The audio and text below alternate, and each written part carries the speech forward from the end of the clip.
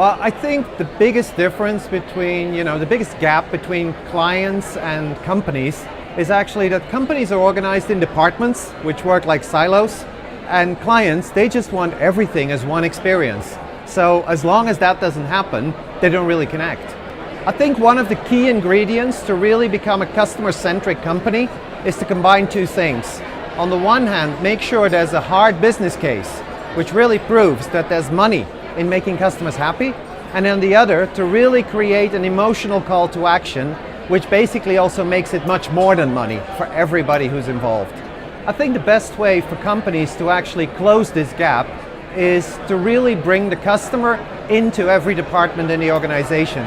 So in other words, capture what the customers are saying, capture customer stories, and really translate that to what they mean for every individual department. Once people understand what they're eventually supposed to deliver, then actually customers will start feeling that in the end as well.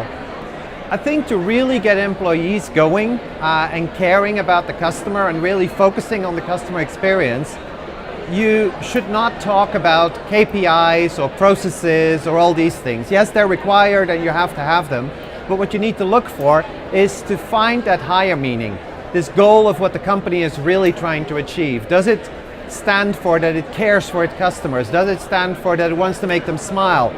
Is there something emotional that employees can really start achieving for themselves by really doing the right thing for the customers that you can give them? Once you get that, then people start actually caring about the customer because they want to, and not because some head office or some KPI tells them to. I think if you look at the roles of different parts of the organization, I think the role of the directors and the people who are in charge of the organization is to allocate resources and allocate attention where it really matters to the customer. And then basically for the employees, it's to get the freedom to do what's right, because everybody wants to be customer oriented. It's just that the business gets in the way.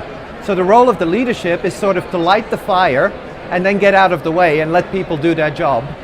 And combined, that's really going to drive results.